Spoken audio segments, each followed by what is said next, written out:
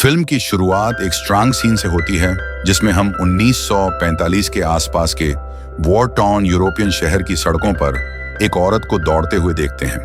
उसके गले में एक कैमरा लटका हुआ है।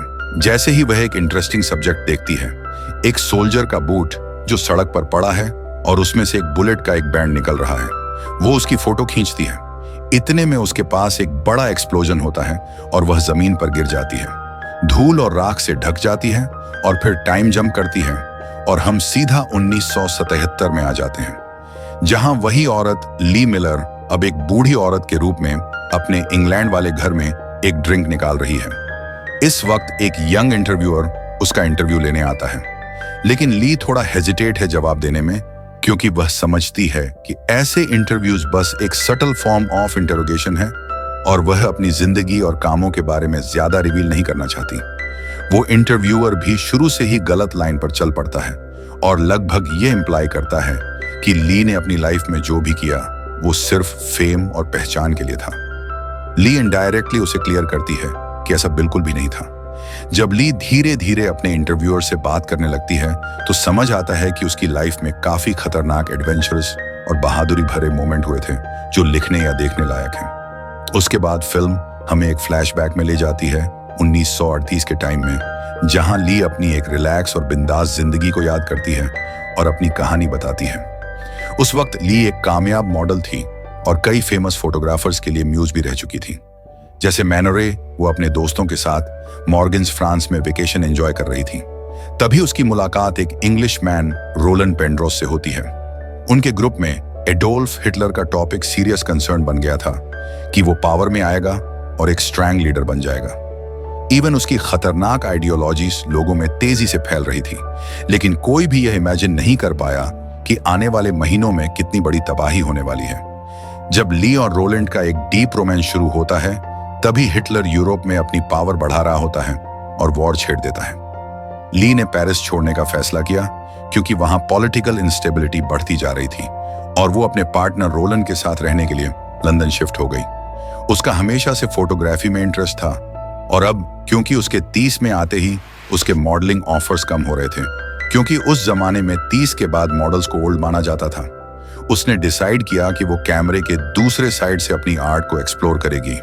इसी तरीके से उसकी मुलाकात ओनांड्रे विचर नाम के एक जर्नलिस्ट से हुई और ली ने वोग इंग्लैंड मैगजीन के लिए काम करना स्टार्ट किया। वक्त के साथ वॉग, जो पहले एक फैशन मैगजीन था, अब वॉर फ्रंट की स्टोरीज भी कवर करना चाहता था। ली ने यह असाइनमेंट लेना डिसाइड किया और वॉर इवेंट्स की फोटो क्लिक करने के लिए साइन अप किया, बिना यह जाने कि एक्सपीरियंसेस उसकी लाइफ को हमेशा के लिए बदल देंगे। ली मिलर ने अपने फोटोग्राफर करियर की शुरुआत लंदन की सड़कों के सीन्स कैप्चर करते हुए की, जहां से लगातार और भी ज्यादा लोग ग्लोबल कॉन्फ्लिक्ट में लड़ने के लिए भेजे जा रहे थे। जैसे बाकी सब लोग, वो भी यूरोप में डेवलप हो रही सिचुएशन से शॉक्ड और गुस्से में थी। ली ने भी कुछ करने का मन बना लिया। उसके कई करीबी दोस्त पेरिस में फंसे हुए थे, जिन्हें नाजी आर्मी ने अटैक करके पकड़ लिया था। यह सोच उसे परेशान और हेल्पलेस बना रही थी। उसका पहला डायरेक्ट इंटरेक्शन वॉर से जुड़े लोगों के साथ हुआ जब उसने ऑनररी टेरिटोरियल सर्विस या ATS, जो ब्रिटिश आर्मी की फीमेल ब्रांच थी, उसमें काम कर रही औरतों की फोटो क्लिक की। धीरे धीरे उसने बैटलफील्ड पर जाने की रिक्वेस्ट डालनी शुरू की ताकि वह वहां जाकर वॉर की असली सिचुएशन रिपोर्ट कर सके। और ड्रेन ने उसे बार बार याद दिलाया कि 4 मिनट 23 सेकंड ऐसे कुछ स्ट्रिक्ट रूल्स और कन्वेंशंस हैं, पर ली ने हार नहीं मानी। कई अटेम्प्ट्स के बाद वो ने उससे कहा कि ब्रिटिश में स्ट्रिक्ट रूल्स है, वो वुमेन जर्नलिस्ट को वॉर फ्रंट पर भेजने की परमिशन नहीं देते। इस बात ने टेम्परेरी उसके प्लान को बिगाड़ दिया। ली, जो असल में एक अमेरिकन सिटीजन थी, जल्दी ही US से वापस चली गई और वहां के वह मैगजीन में वही रोल अप्लाई कर दिया, क्योंकि USA में वुमेन जर्नलिस्ट के लिए ऐसे स्ट्रिक्ट रूल नहीं थे। उसे फ्रांस जाकर वहां के सिचुएशन कैप्चर करने की परमिशन मिल गई और यहीं से ली का वॉर फोटोग्राफर का करियर स्टार्ट हुआ। ली मूवी में दिखाया गया है कि उसके कामों में प्रोमिनेंट सब्जेक्ट वॉरफेयर में घिरी औरतों की कंडीशन थी और उसके बेस्ट फोटो बैटलफील्ड में औरतों के बारे में थे। ATS वर्कर से लेकर जो जर्मन बॉम्बर प्लान को एरियली ट्रैक करने के लिए सर्च लाइट कंट्रोल करती थी, उन पायलट्स और डॉक्टर तक जिनकी उसने बैटलफील्ड में फोटोज ली। औरतों की सिचुएशन उसका सबसे प्रेफर सब्जेक्ट था। हर बार उसके सब्जेक्ट्स डायरेक्टली वॉर से रिलेटेड नहीं होते थे। जैसे उसने एक बार कुछ स्टॉकिंग की फोटो ली जो सूख रहे थे। ये फोटोज बयां करते हैं जो औरतों को वॉर में सर्व करते वक्त फेस करना पड़ता था। 1940 में एक औरत के रूप में रहना और काम करना ली मिलर के लिए बहुत चैलेंजिंग था, क्योंकि उसे काफी इंसल्ट का सामना करना पड़ा। वॉर कैंप में औरतों का एक्सेस बहुत लिमिटेड था और उन्हें रिस्ट्रिक्टेड जोन तक ही सीमित रखा जाता था। तो एग्जिट वॉर फ्रंट पर जाना तो बिल्कुल ही अलाउड नहीं था। मूवी हमें यह पॉइंट बार बार याद दिलाती है कि कुछ रिस्ट्रिक्शन सच में सेफ्टी के लिए लागू किए गए थे। जैसे आर्मी जनरल के रूल्स पर कई रिस्ट्रिक्शन सिर्फ सेक्सियस सोच की वजह से भी थी। ब्रिटिश फोटोग्राफर सेल जो ली का वोग में कलीग था, औरतों के प्रोफेशनल रोल में आने और उनके डिसीजन लेने के खिलाफ था। जब ली वहां के सिचुएशन कवर करने सेंट मालो शिफ्ट हुई, उसे और भी ज्यादा हार्श और परेशानियों का सामना करना पड़ा। लेकिन फिर भी उसने पेरिस के आजाद होने का सीन अपनी आंखों से देखा। पर चाहे अब शहर नाजियों से फ्री हो गया हो, ली जानती थी कि अब भी दुनिया के दूसरे कोनों में वॉर चल रही है। इसीलिए वो और भी स्टोरीज कवर करने के लिए डिटरमिन थी। जब ली वो फोटोग्राफर के रूप में काम कर रही थी, तब उसकी मुलाकात डेविड ई से हुई, जो एक फोटो जर्नलिस्ट और लाइफ मैगजीन के जर्नलिस्ट थे। चाहे ली ने यह एडमिट किया कि उसे दूसरों के साथ काम करना मुश्किल लगता है, लेकिन डेविड के साथ दोस्ती में उसे बिल्कुल भी एफर्ट नहीं लगाना पड़ा। ये दोनों जब भी पॉसिबल होता एक दूसरे के साथ शूट करते। पेरिस के आजाद होने के बाद ली अपनी पुरानी दोस्त सोलेंसी से मिली और उसने सुना कि सोलंज के हस्बैंड जीन को नाज ले गए थे और तब से उसका कुछ पता नहीं। उस वक्त बाहर की दुनिया को जरा भी अंदाजा नहीं था कि कैसे हजारों लोगों को नाज कैंपस में टॉर्चर और मारने के लिए रखा जाता था। जैसे जैसे उसने और लोगों से बात की, ली को पता चला कि यूरोप के कई पार्ट से हजारों लोग अचानक से गायब हो गए और किसी को नहीं पता उनके साथ क्या हुआ। उसने अपने एडिटर ऑन्ड्रे को भी कहा कि वो में इस इशू को उठाए, लेकिन ऑन्ड्रे कुछ भी नहीं कर पाया। जब नाजीज ने हारना शुरू किया, प्रेस को पता चला कि नाजीज ने प्रिजनर्स को यूरोप की अलग अलग जगह ले जाने के लिए कई ट्रेन्स का इस्तेमाल किया। तब ली और डेविड को एक कंसंट्रेशन कैंप में एंट्री मिली, जो कुछ वक्त पहले ही आजाद हुआ था। यह एक्सपीरियंस फिजिकली और मेंटली बहुत ही स्ट्रेसफुल था। पर दोनों फोटोग्राफर्स ने कैंप और ट्रेन कोचेस में बड़ी तादाद में मौजूद डेड बॉडीज की फोटो ली। ली की यह फोटोज दुनिया भर में सबसे पहले पब्लिश हुई, जो नाजी जेनोसाइड के हॉरर को दिखाती थी और लोगों को बताती थी कि उन्होंने कितना ज्यादा सीक्रेट लेवल पर लोगों को खत्म कर दिया है।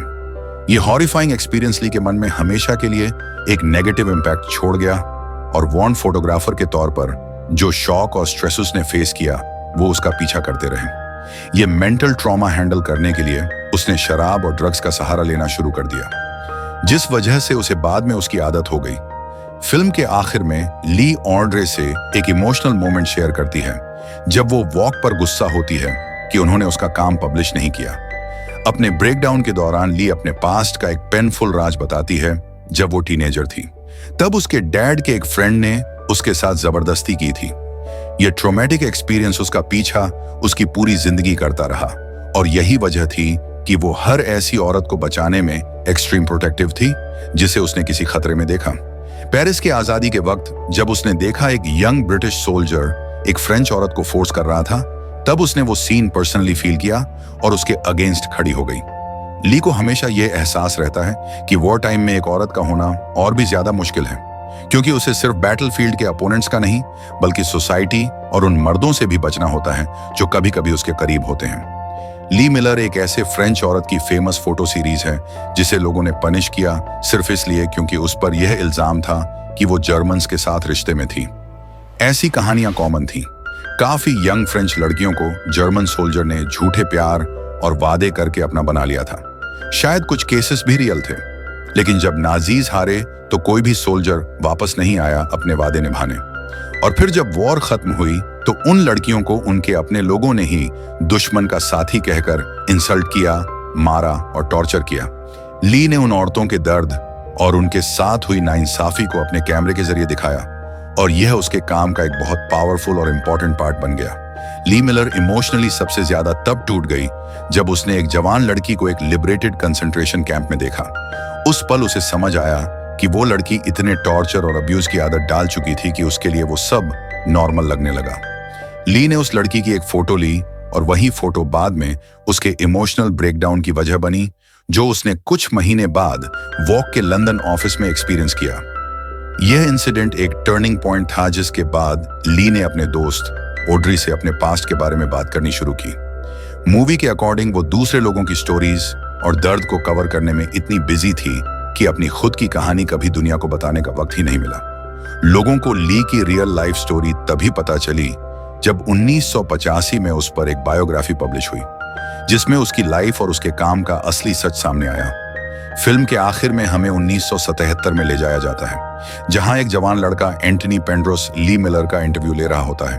उसने ली की अनबिलीवेबल एडवेंचरस लाइफ और पैशनेट करियर के बारे में सुना होता है, लेकिन फिर वो अजीब तरीके से डिस्कशन का टॉपिक मदरहुड पर स्विच कर देता है। ली मानती है कि वह अच्छी मां नहीं बन पाई।